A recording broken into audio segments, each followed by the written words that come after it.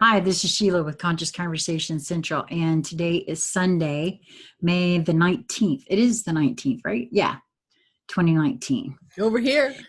Yeah, yeah, it is over here still too.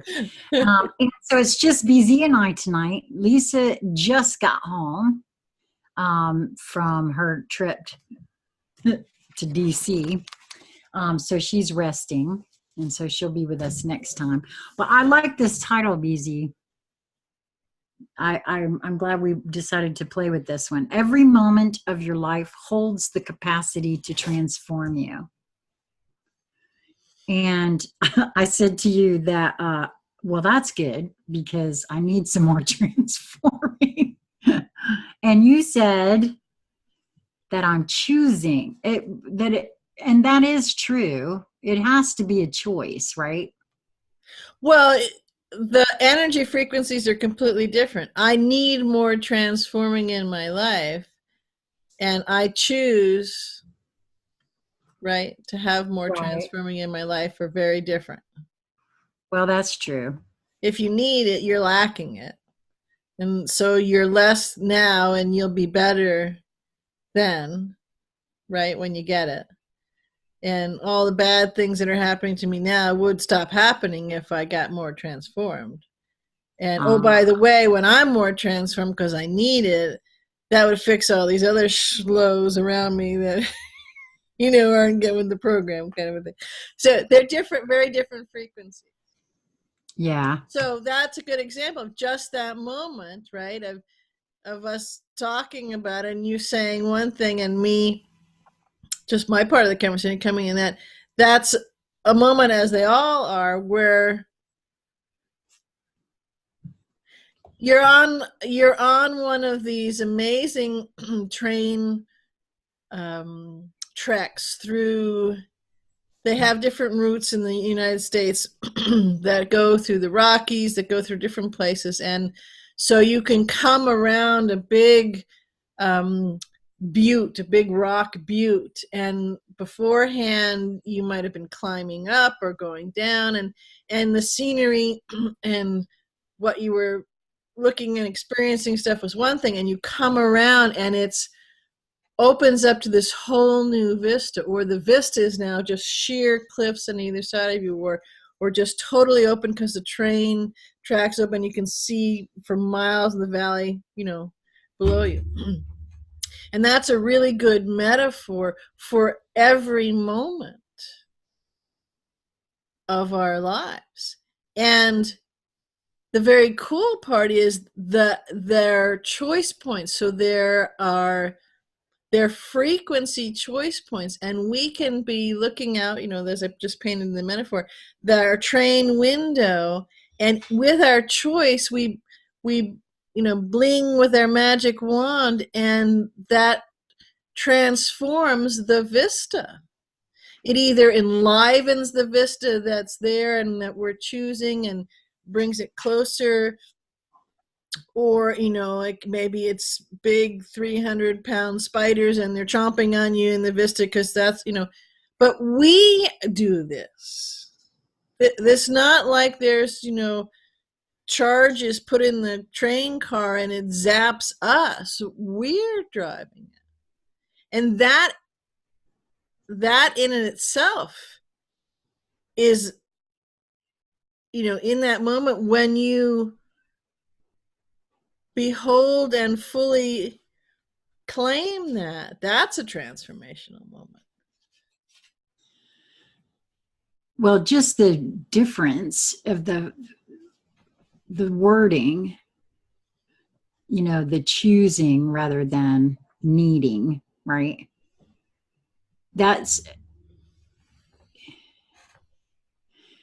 because clearly I'm choosing. Okay. So for me,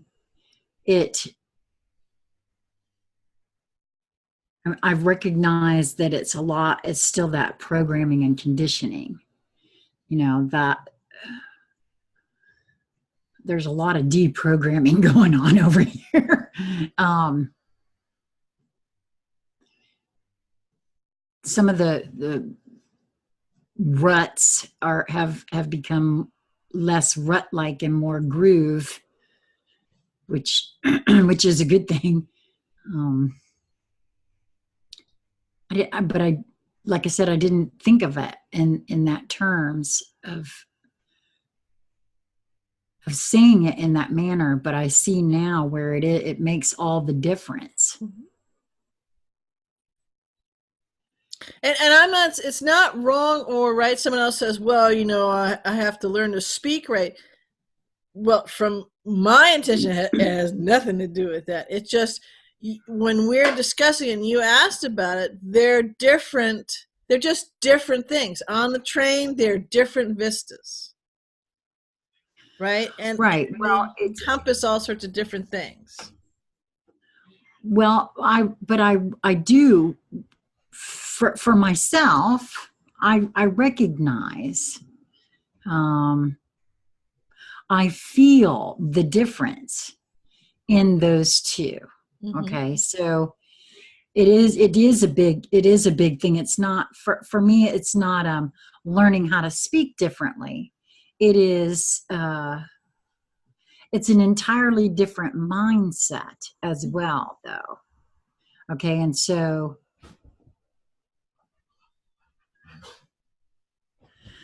some of it is program, you know, just programming and conditioning.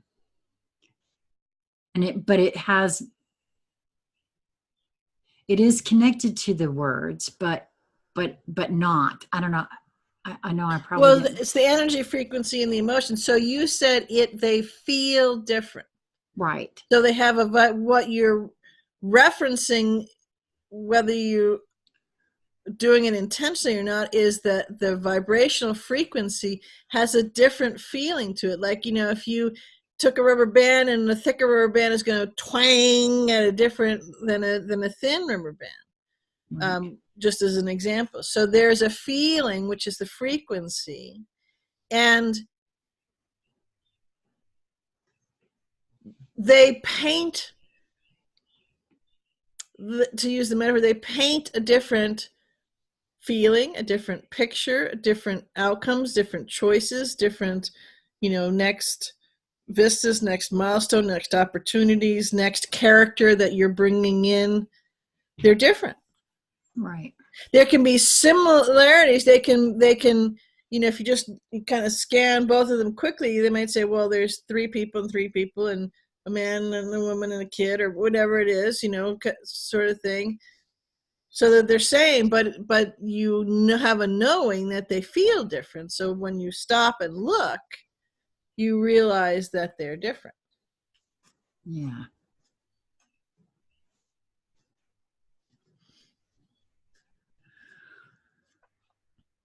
Well, and I think that's why I was attracted to this one when we were talking about, you know, what we wanted to play with.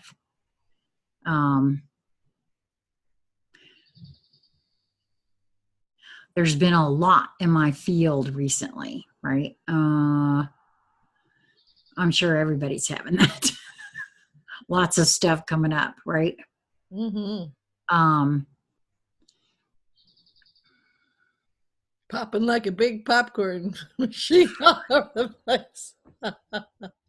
Yeah, sometimes by this time of the evening, I mean, I was sharing with you earlier, just that bang, bang, bang in the chest area, man, and, you know, headache, and, you know, I know it's not anxiety, so I know it is the energy. I do. I know that. It's like you remember the old, I don't know if they have it anymore, but the Jiffy Pop, I think, was the brand name, in a big thing you could put on the pan before microwaves. You put it on the stove. Yeah. And it was particularly good if you were paying attention, if you had an electric stove, because that would heat up fairly quickly, but then it would get hot. And if you kept moving it, it would, you know, from a little pop, you know, and then because you put the steam vent in there, and then it would just, you know, this flowering of all of this stuff. And that's what's going on right this minute. And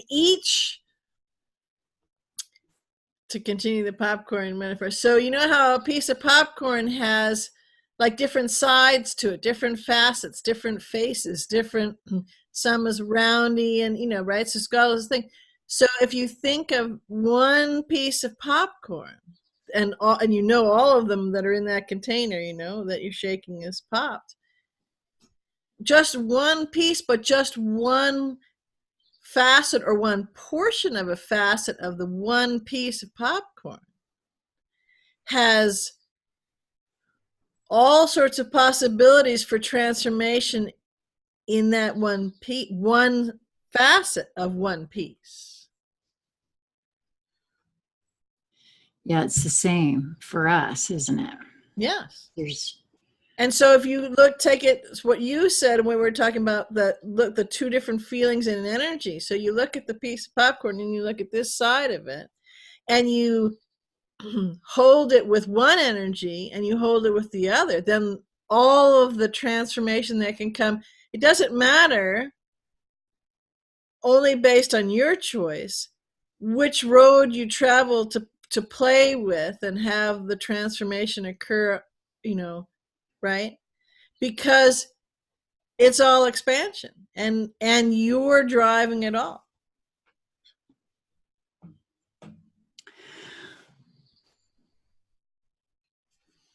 Hold on a second. So judging my expansion isn't a thing to do either, because it is all expansion. It can be a thing to do if you want to do. That's the thing. It's not good or bad. No, I get that. But just,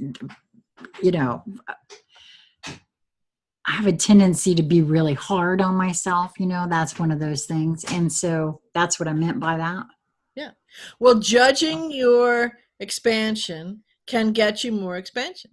And it will open. So go back on the train, right? I like that, because you can you're going, the scenery changes pretty fast, and you're moving through terrain.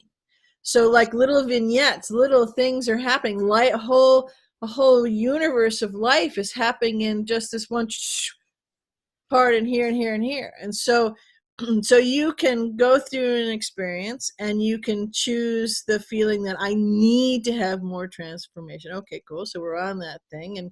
And oh, by the way, I'm not clearly doing this fast enough. I need to have more and do it faster. Great. So that's where you are. And in that moment, whether you're doing consciously or not, it's where you are, and it's by your direction, and it's absolutely perfect, because it's where you are and it's by your direction. So expansion is happening all over the place, and you can choose this other one. And again, it's not better than, less than, it's at your direction, and it's where you are, and it's either conscious or not conscious, and there's all sorts of expansion, and the views are different, and the scenery is different. You may have wildebeest over here and woolly mammoth over here. You may have rock stars over here, and I don't know, the Amish over here. It doesn't matter, because all of that, and what you'll find as you this is an odd thing, you keep jumping the tracks. So you might get from, if you have the two tracks, one is feeling I need more expansion, and then is, yeah, I'm choosing more expansion. I have no idea. Maybe you might say I have no idea what I'm doing, but I'm choosing that. So, but I'm got that far, right?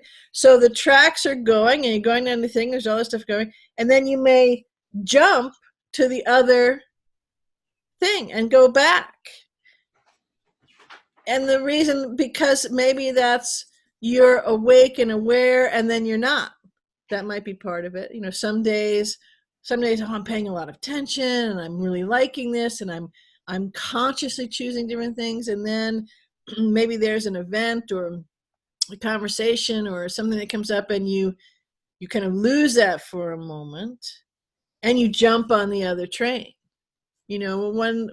For example, you may be someone who's into knowing that the medical establishment doesn't have your best interest at heart, and being aware and awake to different tests and this, that, and the other thing. You pay attention. Then all of a sudden, you get in the mail one of these cards that says, hey, it's time for your mammogram and whatever, or you did something and, come in for one, or we got a result and we're going to have to investigate that further.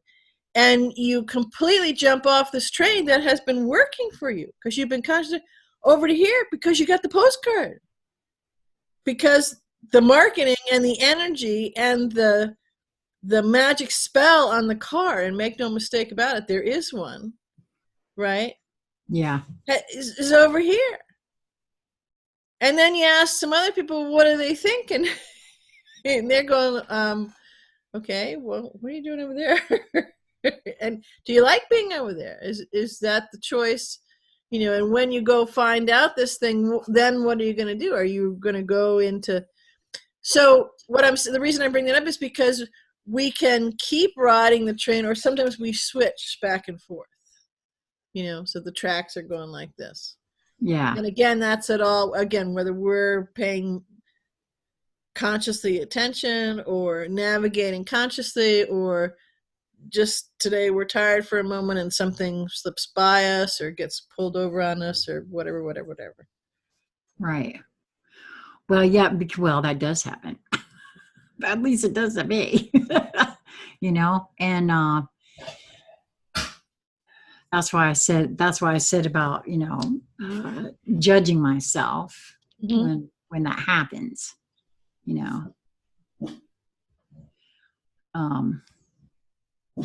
or like if I think I'm not going fast enough or whatever the case may be that I'm, whipping myself up about that day. And this is going to sound really funny, but and I say it from personal experience, there can be amazingly magical moments of expansion and, wow, I didn't see that coming, right? When we're beating ourselves up, if that's what we've chosen in that moment, because maybe we've discovered whose voice that is, or maybe we've discovered that was a slight or a hurt or a pattern or a comment or a rebuke or a reaction to something that we did or that someone else did to us, or it could be a whole lot of things that's from so long ago, and it's driving our train and it's serving dinner in the dining car and it's making the mints they're laced with stuff on our pillow. You know what I mean? And in that moment, as you go through it, even if you're beating yourself up about it, and you come around, this is why I think the train manifests, you come around that butte. So it's a butte of a beating myself up about it, right? Come around it. And I got it. And it shifts and changes everything. Maybe there was you've gone on the part of the planet or the world or in through other frequencies of the iterations that Earth has had, and it was, a civilization in rubble, because this is our 7th time around getting this right. And so, maybe it's the Atlantean time and everything's in rubble. And that's where the beating yourself up in that frequency was taking. And then like the scales fall from your eyes and you see, no, this is amazing. Look, it's so pristine because it shifts right in front of you. That's all I'm wanting to convey with neither is bad or good. And the beating yourself up can hold wondrous things in it. Particularly if you come conscious and going, oh, wow, Yeah. Well, it's a good reminder anyway to know that we that in every moment, that the whole title, every moment of your life holds that capacity. Because sometimes it's easy to forget that. Mm-hmm. you know. Yeah, I'm just going to work and I don't like it, or I'm kind of bored, or I'm just going through a routine, or when's the exciting stuff happening, when the magic powers, or um we were talking about this another conversation, about the dragon coming in, and I don't see that kind of, but maybe that's one of the most transformational things, or the most difficult things to get. I don't know. I guess it's all on your perspective of things, but that that whole flowing with that whole feeling and thought form and creational nugget, because it's this energy nugget that um, we're creating it. So that changes everything. You Yep. could still be beating yourself up, but it's well, it alters the landscape of the mind, of the emotion, of the perception. Now, when you say that, you're speaking of the knowledge that I'm creating it. Yeah. Yeah. Well, yeah. The knowing. The knowing. So it feels, it has a heart feel and different reverberation within you that you're doing it. Not, oh yeah, I create my reality. Intellectual type exercise, but the knowing it, it's like, holy shit, I create my. No, I know that you're right. It's just, and I'm laughing because there's a whole lot of my life that I'm like, okay, I really, I need to stop creating this part now. I'm done. I'm ready for that to be over. Right. Apparently not, Right. because here it is, still doing it. So, Well, that goes back to every moment is a transformational moment. right. So when something comes up, just to use what you were kind of saying, oh, okay, I got that, and I wish I'd quit doing that, right? So that's their choice points, and it's awareness. And I guess what I'm trying to relay is the feelings that I have when I meet something like that.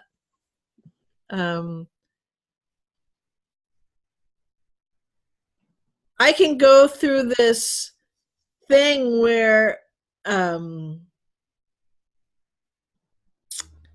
if there's the pipeline of energy and awareness and consciousness about this thing, that's there. One, I could be, yeah, okay, great, because you quit doing that. Like, you're a kick-ass creator, and stop that, right? And I can go, wow, look at that, and look, that's opened up this and this and this and this and this, and ooh, ouch, yikes. But hey, it's showing us all right. I can do that, and I can also, in that conduit, I can go, wow, I don't feel attachment to any of the other things I just talked about in that conduit. I just see and behold and meet what's going on, like you would a color, or you put your hand in a bucket of water, right? It's just there. It has its own characteristics. And when I do that, it's transformational, because I'm not wanting anything from it, and I'm not needing anything from it, and it's not taking anything from me. Does that make sense? Yes and no.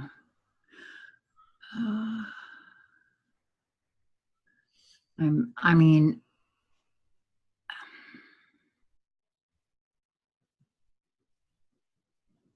I'm just not quite clear how to get to that yet.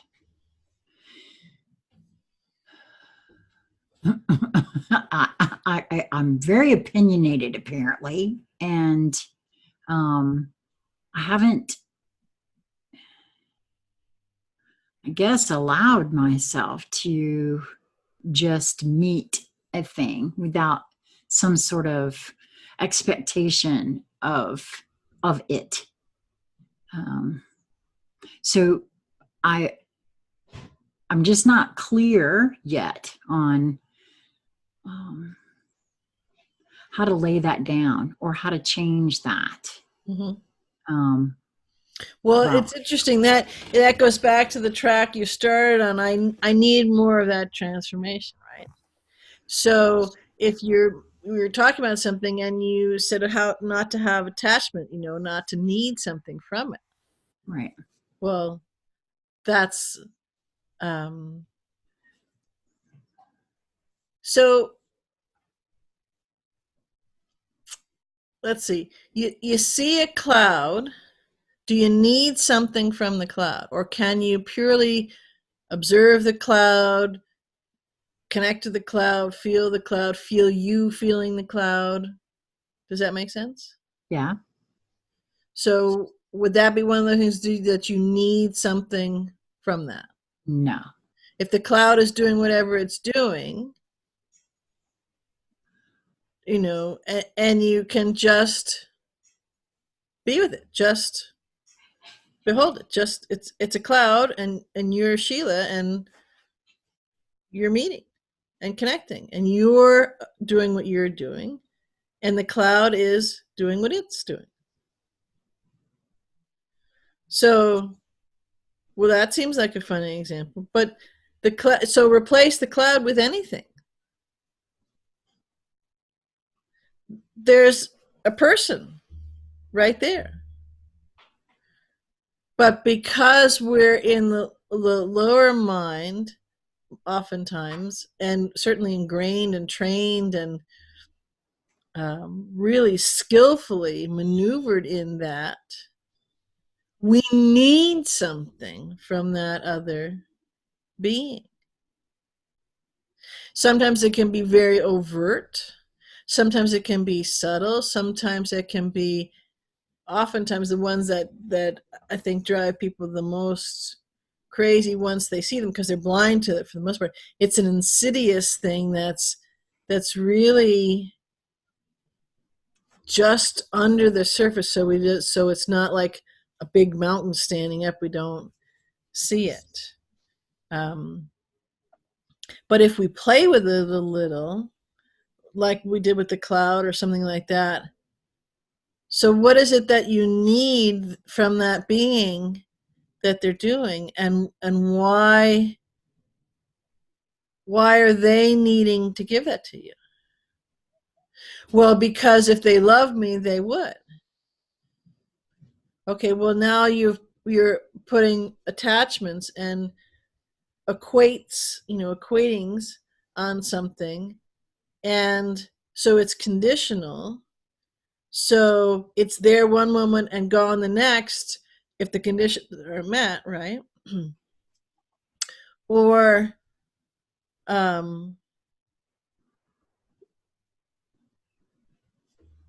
there's expectations or disconnects or frustration. I'm trying to paint different words depending on the scenarios, but we have a propensity for having an attachment to certain flows instead of just being in the flow.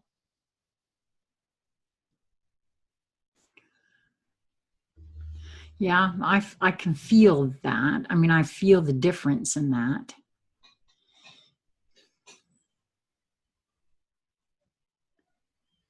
So for some reason, this comes to mind. If you if you're going to meet up with somebody and say, a lot of times I'll say, well, I'll see you when I do. You know what I mean? If you have plans and then they got interrupted, or sometime you'd like to have plans or whatever it is, I don't hold an attachment for when that is. And yes, I'm happy to, play with a plan, and so we all show up at the same place at the same time. That's cool. But there's no attachment to that by when am I going to see you, or when is this going to happen, or I need this or want this, or when I'll see you when I do. I'm going to sneeze. um Shifts the whole energy, and does not shunt me down specific tunnels that could be blocked.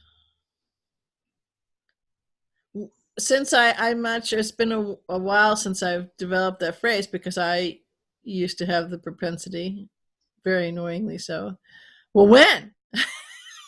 Or yeah, come on, let's play. That's what is this? And and it happened in a short series of kind of unfoldings where that was mirrored back to me, where someone kept doing that to me. And I'm like, we need to relax about this. I'll see you when I do. And back then it was kind of snarky, but there was a transformation. Oh, I thought, oh, wait a minute. Don't have attachment anymore. I don't feel like they need something from me or I need something from them. I don't feel like there's like this constriction on we're planning something, or is it going to be fun, or expectations. Like, that's why people hate the holidays, because there's all this buildup and all of this, and instead of just being together, you remove all the other stuff and, hey, this was fun. Because there isn't all that other stuff. Would you say that the expectations is part of that programming and conditioning too? Yeah. Because if we have expectations and we have that need, it's almost like the picture that's coming is two magnets on the repelling side of each other. So the expectation is, on the one hand, is like drawing. I expect, I need, I want, all in a needy drawing, trying, and the other person's got the repelling, and so the tractor beam is pulling them. Yeah, definitely. And it's a beautiful programming, because what more delicious way to set up all sorts of eddies and currents and choppy seas and bumps and nausea and head banging, and right? I mean, yeah. And it begets more of it, because then they're holding grudges and having, oh my goodness, we're off to the races, and it just was one little thing, and look at this whole ocean of stuff.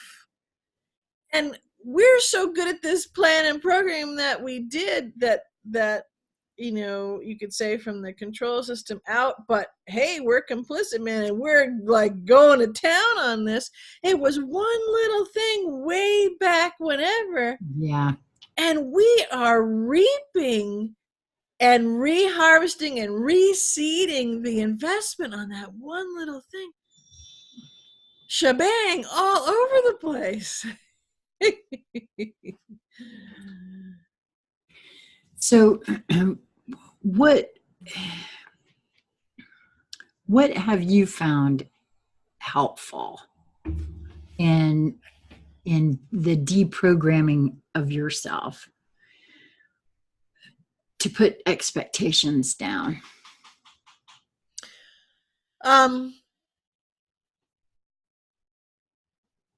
That's a cool question, because first of all, notice that there's an expectation. Just Well, notice. that's a big one too, by the way.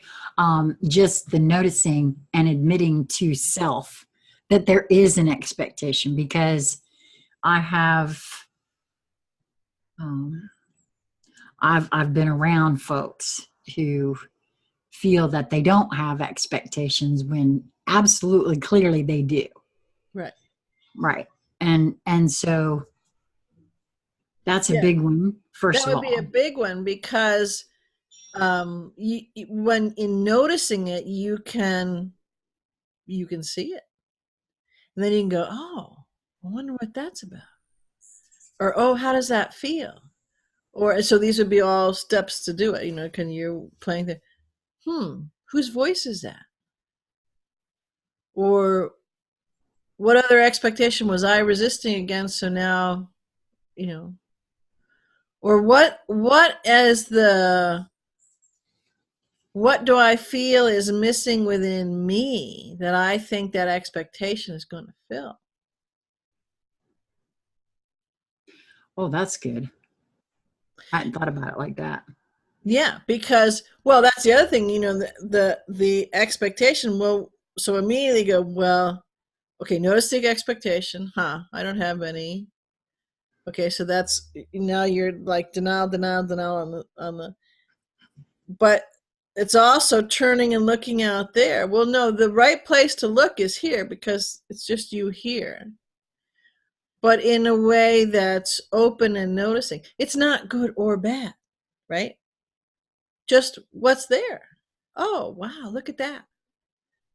So if that expectation actually showed up, say the expectation materialized and into this thing, whatever the expectation is. Do I like that? Why do I want that expectation? What's that going to do for me? How will I feel about that? Because oftentimes it's not at all about the expectation. The expectation is just a label, it's just a groove, it's just a rut, frankly, that we're in. And so we want that. And of course, if we ever do get it, then we're, annoyed because it sets up a whole other thing. Because again, we haven't been meeting us first.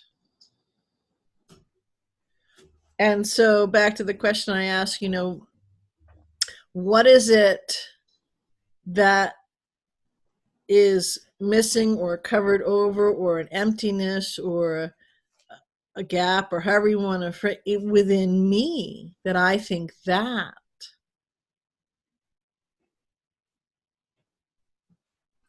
Yeah, that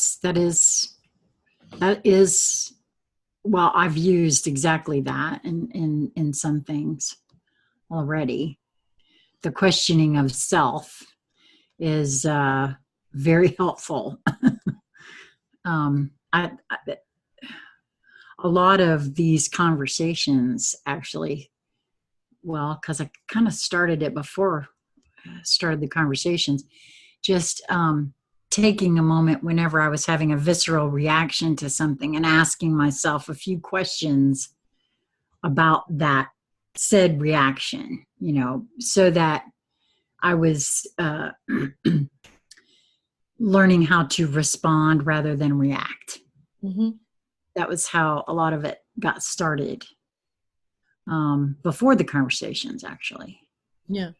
Well, when you asked me what I would do, that's why the noticing, because and yeah, I'm sure there's conversation and questions in there, but the noticing is more going back to like that packet of information. So I'm noticing the language in there, the feeling, the scent, the senses, the emotions, right? Are there any similarities? Do I have any patterns? Any of those kind of things? And so I guess, you know, that could be a bunch of questions, but it's also noticing, because sometimes when we ask a question, especially if we're asking a question, well, we do it with ourselves, but if we're asking a question of somebody else, we actually want an answer, and we want the specific answer that we want. You know what I mean? Or if we ask a question and we get an answer, well, no, that's not the right answer, kind of thing. So for me, again, I go with the energetics of noticing the thing. I may notice, that it's green, and I may notice that it's kind of pokey, and I may notice that it's, very rough textured or whatever. The green isn't good or bad. This isn't good. You know what I'm saying? I'm just noticing it. And that's why I say it takes a lot of pressure off you and whoever the other beings that are, or things or situations or structures. And it really is stepping into your power and being 100% responsible, accountable, and liable for who you are and the magnificence of who you are. Just nothing's being done to us. We may be eliciting and scripting and unfolding and creating all sorts of experiences, consciously or unconsciously. Right? Yeah.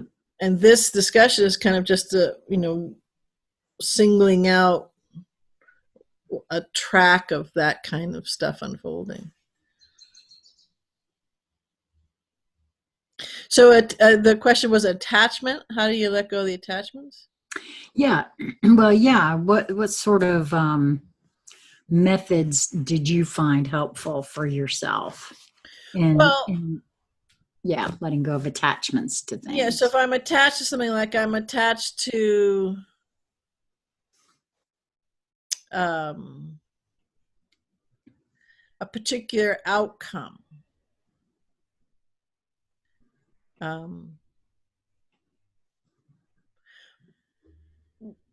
What do I feel the outcome? And I learned that what do I think of the outcome didn't really get me much real information, because it took me down almost like a scripted belief or much tighter prism thing. But what do I feel the outcome will get me didn't limit what those things would be. And just in playing with that, I thought, well, what, do I really want that? You know what I mean? But it never occurred to me. I never took the time. I never noticed. I just, and oftentimes that's because there's something, it's all going on within me that I wasn't aware of or being honest about or addressing or feeling into or avoiding or not avoiding, whatever it was. So it's all, so I was either in fear or in love. My heart was either open or closed. I mean, you can make it as simple as that. It's, well, it just kind of occurred to me that by having an attachment to something, it's also automatically limiting it, isn't it? Yes. Yeah. Can never be satisfied.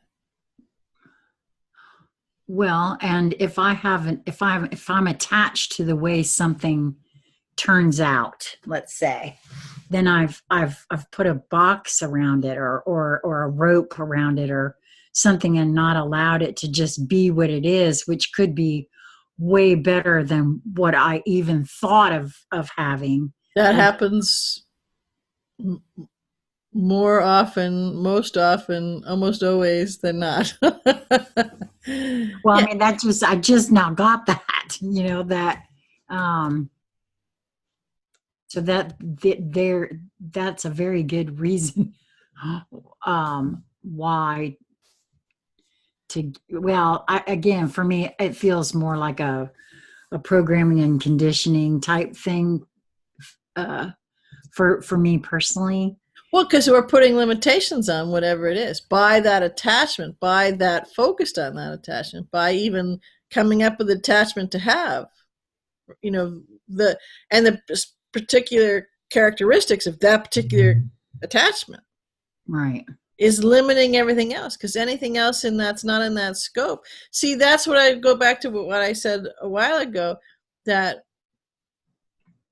having that knowing that you are the one with the magic paintbrush and you're creating this is a gobsmacking transformational moment, when it's not the intellectual situation but the knowing situation. Because when that happens, then you can see that the attachment is limiting things, because it's now, with, as you said, within those parameters. And I'm attached to it. So what is it about that is going to, I think is going to give me, feel is going to give me something that I want? Well, now you've explored it, and not only that, but you've actually highlighted, you have on your magic Etch-a-Sketch, you highlighted the parameters of that attachment, and you can look over there and go, well, wait a minute, how come I don't get those strawberries on my plate? Well, because you didn't have them in here, but they look good and I want them. Oh, you know what I mean? Right. And all of this that we've been talking about in this conversation is so rote. We don't most oftentimes notice that we're doing it. No, you're right.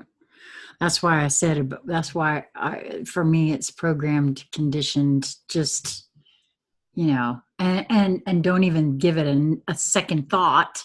Right.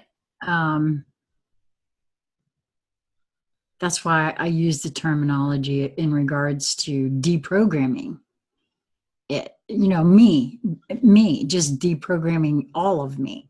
Right.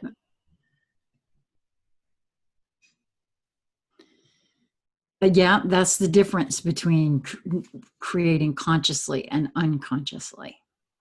Yes. So, for example, this just popped in. So someone said they're going to call and they didn't call. And so you had an expectation they were going to call. And someone could say, well, they said they were going to call. They didn't keep their word. Okay, maybe they didn't. Maybe they totally blew you off. Maybe they got in a car wreck. Maybe something happened. Maybe something wonderful happened. Maybe something whatever happened.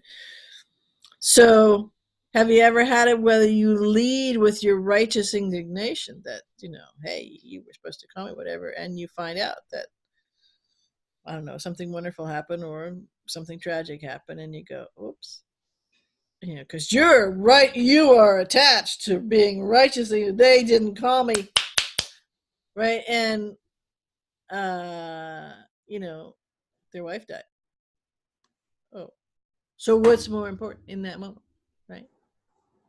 And people are having their own experiences in their own things. If there's non-attachment, right, for in this particular example, great, I'd love to hear from you.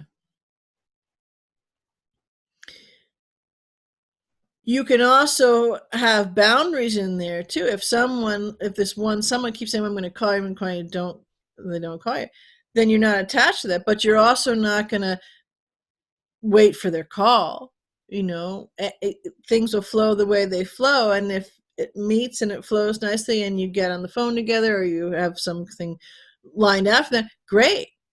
But if then this other being says, well, you weren't there or this didn't happen or whatever, say, well, I flow with it. I don't hold you accountable when you're, So again, you're taking care of just you and letting everybody else take care of themselves.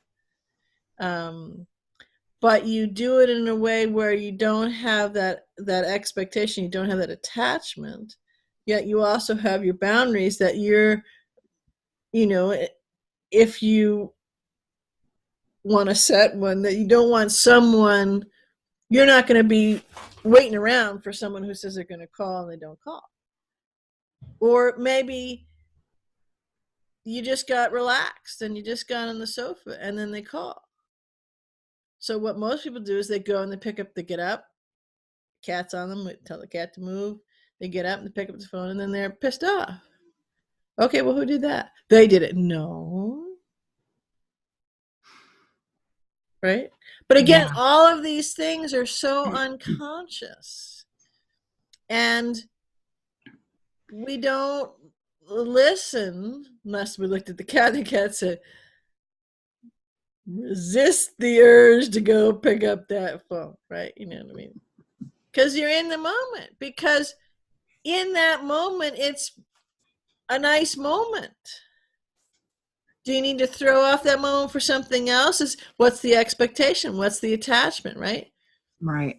So again, so that might go back to what I gave as an example before.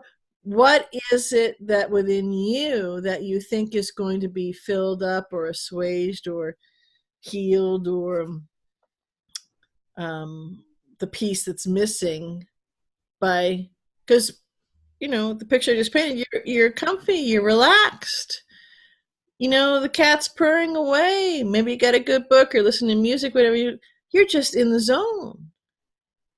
And you rush. Now, if that was a choice because you want to, but in this situation, the cat got heave-hoed, you moved, and then you're annoyed, this whole thing. And I'd be willing to guess that you spend the first few minutes of the call, right? On the, you know, you're late, da da da. Okay. What does that get you? Yeah, no, exactly. And then you feel kind of disheveled and deflated at the end because you still don't have what you thought, right? So, but we're the only ones who can do that. The attachment to something external will never give it to us. And the moment that we have that connection and have the same respect and love and honoring for ourselves, magically that person calls us when they say they will, or these different things happen, because that's the flow that we're creating. Yeah. Wow. I'm really glad we had this conversation. And